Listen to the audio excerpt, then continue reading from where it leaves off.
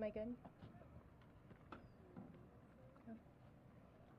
Good afternoon, everyone, and thank you all so much for joining us out here this afternoon at NASA's Kennedy Space Center. We're here live in Florida as we welcome the arrival of NASA's SpaceX Crew-9 crew members, Commander Nick Hague and Mission Specialist Cosmonaut Aleksandr Gorbunov. This will be their last stop before they launch as a 2-crew-member flight aboard a SpaceX Dragon to the International Space Station no earlier than September 26th. I know we are all very eager to talk to the crew, but before we do so, I want to pass it off to Kennedy Space Center's Deputy Director, Kelvin Manning, for opening remarks.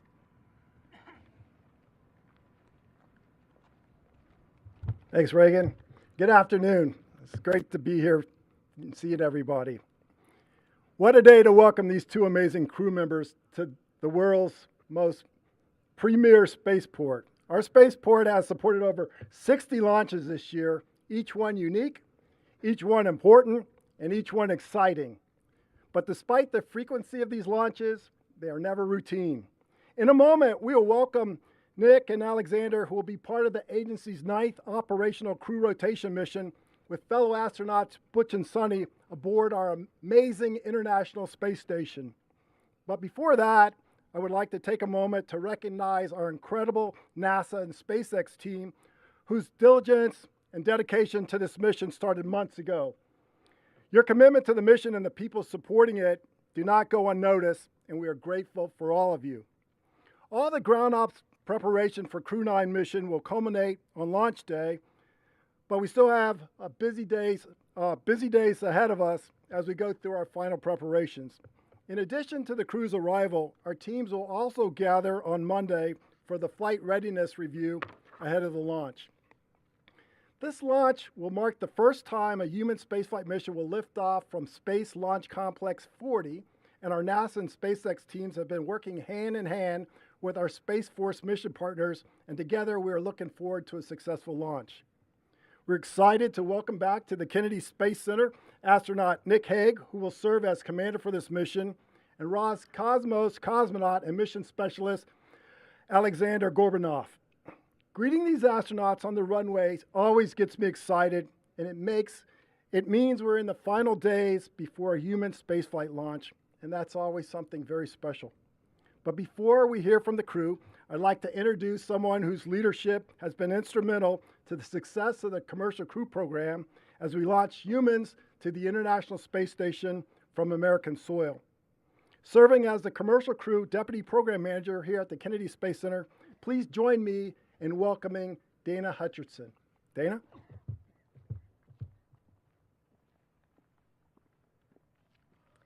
Good afternoon, everyone. Thank you for being here, and thank you for your interest in this mission and in our program. I'm Dana Hutcherson, Deputy Program Manager for Commercial Crew Program here at Kennedy Space Center.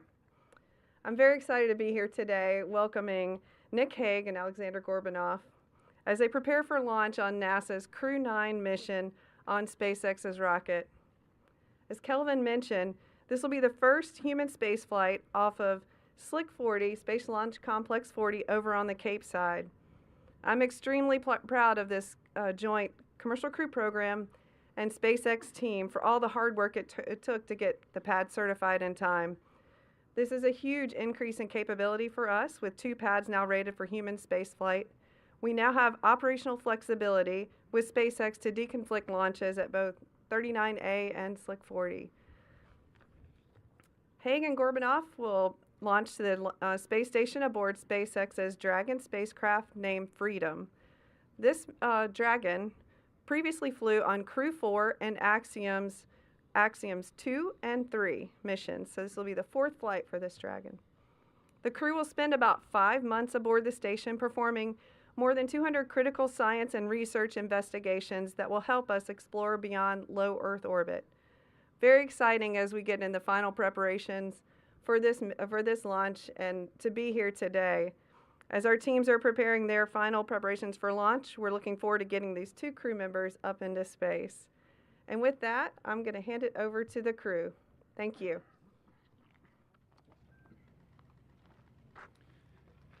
Good afternoon, and Thank you, Kelvin. Thank you, Dana.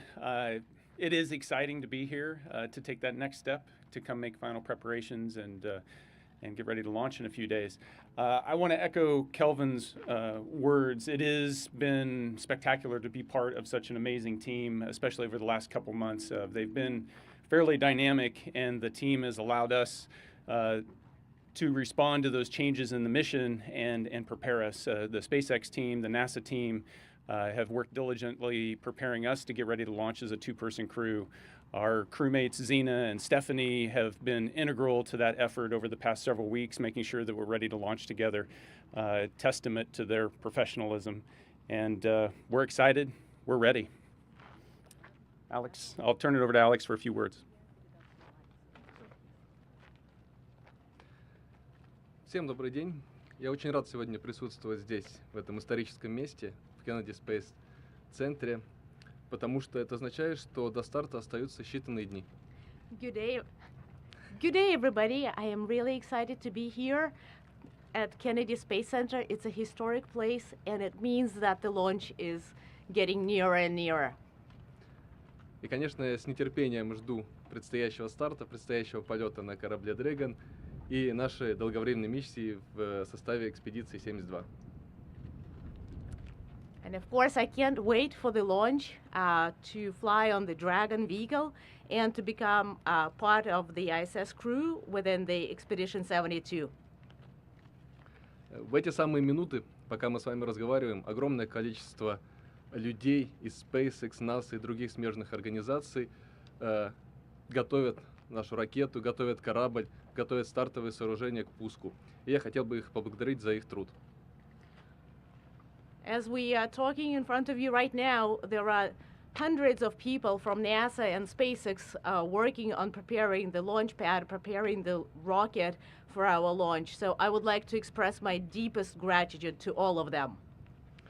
И, конечно, я хотел бы поблагодарить инструкторскую бригаду из SpaceX, NASA и Центра подготовки космонавтов, которые потратили сотни и сотни часов, готовя нас к миссии. И я уверен, что мы успешно выполним все поставленные задачи. Спасибо. And of course, I would like to also express my thanks to the training teams at NASA, at SpaceX, and at GCTC, who spent hundreds of hours training us and making sure that we succeed in our mission, and I have no doubts that we will. Thank you so much.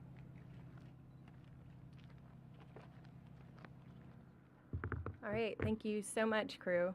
We're now going to jump into our media Q&A portion. We have a microphone up at the front, so please line up if you'd like to ask the crew a question. We ask that you limit yourself to one question each. So when you get up to the microphone, please state your name, your media affiliation, and who your question is directed to. Marcia Den AP for you, Nick, as commander. It's not often a mission changes as drastically and suddenly as yours has. Describe what it's like, has been like on a personal level for you these past few weeks. And do you feel more urgency and responsibility now that your number one job is to bring Butch and Sunny home safely? You know, there have been a lot of changes to our particular spacecraft, crew, but the mission really hasn't changed. The mission hasn't changed for 2.5 decades. It's to get up to the station and do research. And that mission is bigger than any one crew. So we respond to the dynamic nature of what we need to do, and we're asked to step up to that. So it's been a treat to be part of the team and see how they've responded and come together and help us adapt how we operate inside the vehicle to be able to do this. And so I'm just really thankful to be part of all of that. Hi, thank you for doing this. I'm Ken Kramer from Space Up Close. My question is for both of you. I'm a scientist. I'd like to hear about some of the science experiments you find that are the most interesting that you're going to be doing, and anything with the human body. Also, will you be doing any EVA spacewalks? And for Aleksandr, will you be operating the European robotic arm? So let's hear from both of you. Thank you.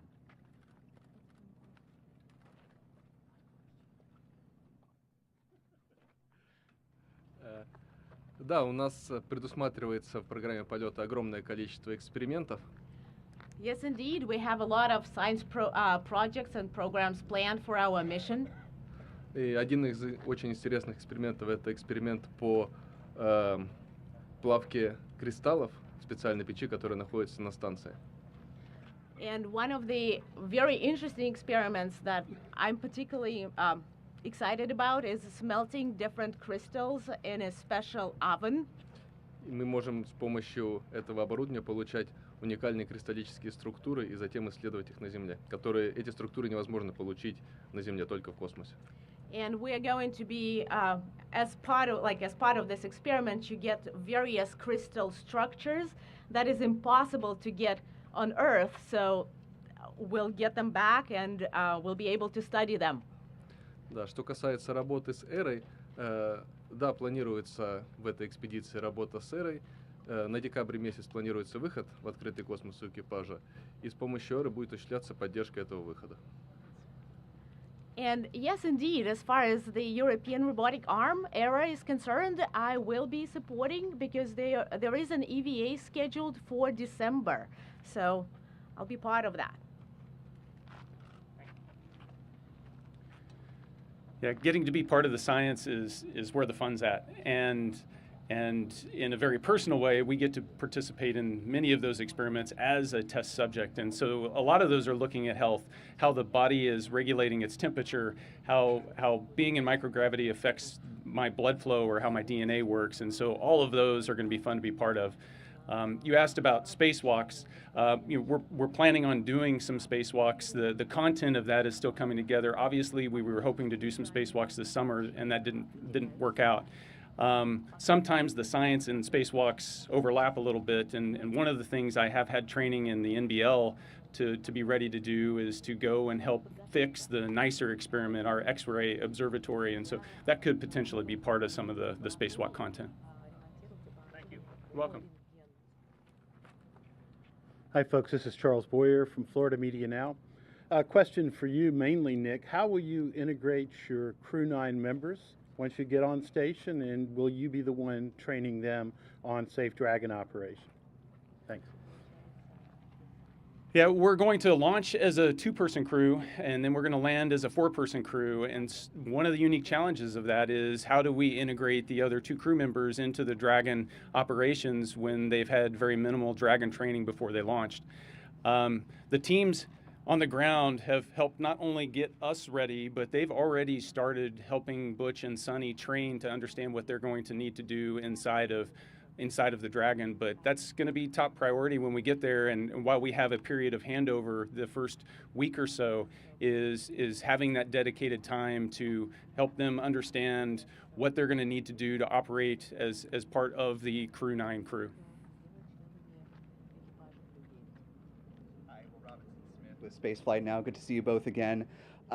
Looking at the mission patch behind you on the display, notice no one's name is on there, and so I wanted to, sort of building off of some of the previous questions, ask about crew cohesion and sort of how you build that, where normally you'd have months, if not longer, on the ground and in a various type of environment to get to know one another and sort of build that bonding experience. Sort of, if that's sort of symbolic of this being sort of a fresh slate, perhaps, or just your thoughts on that and building cohesion with people that you've not been in proximity with leading up to this. Thank you. Yeah, the lack of names on the patch, I think, is emblematic of, like I said before, this mission is bigger than any one crew. It's bigger than any one person. And so we've got a dynamic challenge ahead of us. And it, in the response to how do we adjust and how do we adapt to do the mission that we've got to do, I've never felt closer to my crewmates. That bond that you've built, that we built for the better part of a year and a half with Zena and Stephanie was as strong as ever as they're working side by side with us, helping getting us ready. And then, we don't just train together when we're assigned, we train together before that. And so I've had opportunities to work with Butch and Sonny. I've had opportunities to train as part of Knowles and share a tent with Sonny for 10 days in the wilderness. And so we know each other, and we're professionals, and we step up and do what's asked of us. So I'm looking forward to working with them, and I think we're going to pull together without a problem.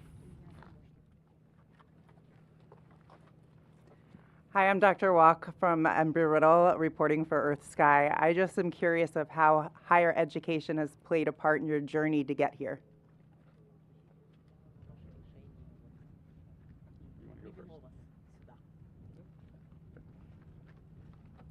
Да, образование очень сильно повлияло на мое решение. Я закончил Московский авиационный институт, и специальность моя — космические летательные аппараты и разгонные блоки. Это имеет прямое отношение к пилотируемым космическим полетам. Well, indeed, education has played a great role in bringing me where I am right now, because I graduated from the Moscow Aviation Institute, and I was specializing in rocket engineering, spacecraft engineering, specializing in booster rockets. И после окончания института я работал долгое время в ракетной космической корпорации «Энергия», которая производит пилотируемые корабли «Союз». And actually, after I graduated, I worked for quite some time at RSC Energia. That's a corporation that basically builds booster rockets.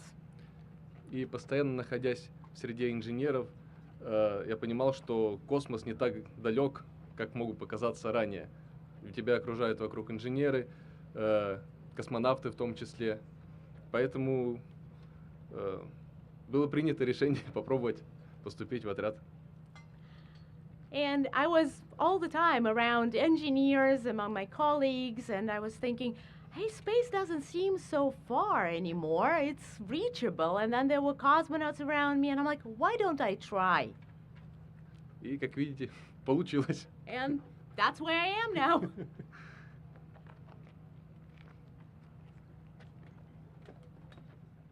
Hello guys, my name is Astro with Space Scout, and my question is, what has training been like up to the flight with the crew members compared to the 4 crew members? And are you guys still in touch with Stephanie and Zena at the moment? So when you look at how we would traditionally break up the roles and responsibilities in a 4-person crew, we're able to balance that across the mission specialist as well as the pilot and the commander. And so the adaptation we've had to make is, how do we take those responsibilities and divide that amongst just 2 of us? And some of that is how you respond to emergencies.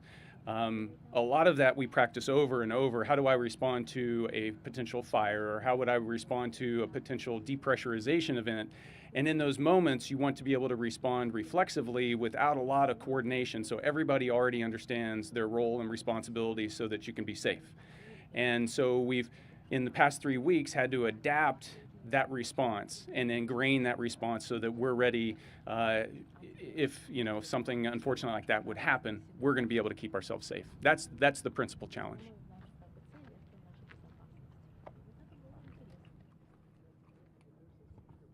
Hello, my name is Sean McConaughey with the Avion at Embry-Riddle. My question is, what remaining challenges, if any, does the team have to work through with Space Launch Complex 40, and what will your remaining training look like with that?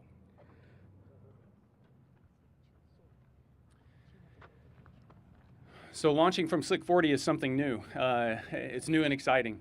And so in the final preparations leading up to launch, one of the things we're going to have to do is go out and do some familiarization with the emergency egress equipment on Slick 40. Previously in July we were out and we were able to do that for pad 39A. The mission changed, we changed pads, and so now we're working off Slick 40. So that'll spend a couple hours over the next couple days going out and making sure that we know how to use the systems that are in place. Hi, I'm Dominic Popolo from the Avion at Embry-Riddle. So my question is, where do you see the future of human spaceflight going with the International Space Station and the opening of the new launch pad and other advancements made?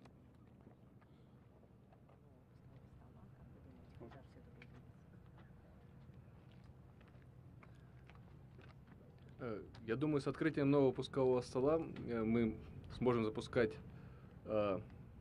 космические корабли к станции в гораздо более короткие сроки, то есть будет меньше конфликтов между стартами. Well, I think this new capability, this new launch pad, gives us more maneuverability, less scheduling conflict, and we'll be able to launch easier. И, конечно, это отразится на работе станции. Экипажи будут меняться на станции. Будет более стабильная работа с научным оборудованием на станции. And of course, it's probably going to have a positive effect on the operations on board the ISS. So the crew are going to be changing out regularly with no interruptions. So it will have a very positive effect on the ISS. If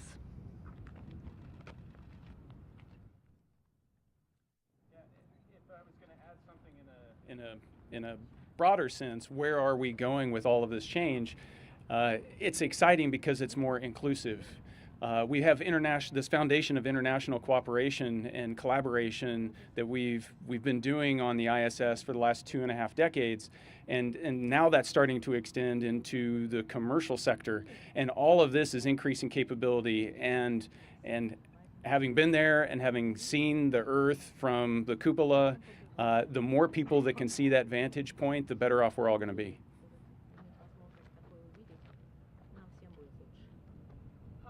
Ashton Guitar with Daytona State College. So given the high degree of change that the architecture for this mission has seen already, how do you think this is going to teach NASA and SpaceX moving forward to handle more of a dynamic situation when it comes to changing the schedules of the crew rotations of different missions?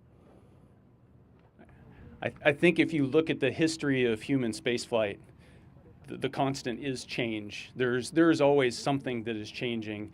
Maybe this time it's been a little more visible to the public, the general public, but there are always changes that are happening, and we're always responding to the needs of the mission and the demands of the environment. And so I think the result of us being ready to launch is just a testament that the systems, the teams, the people, they know how to respond to change already, and this is an example of us doing just that. Hi, how you doing? Adam Bernstein for Spaceflight Now. Given that Aleksandr is serving as mission specialist and not pilot for the trip to the ISS, what are his responsibilities during the trip to the space station, and what is the breakdown of responsibilities for the 4-member crew on the return trip? Probably to Nick. Yeah, so the crew complement, essentially we're flying without a pilot, and so fundamentally the commander is responsible for keeping the crew safe, keeping the vehicle safe, and making sure we get the mission done. And so those responsibilities haven't changed. How we delegate out all the other associated things are kind of up to the commander to decide. And so Alex is going to be working to support me during all the dynamic phases of flight and provide me with the extra set of eyes, the extra set of hands that I would need and that I would leverage if I had a pilot sitting next to me. So in that way, it's not very different.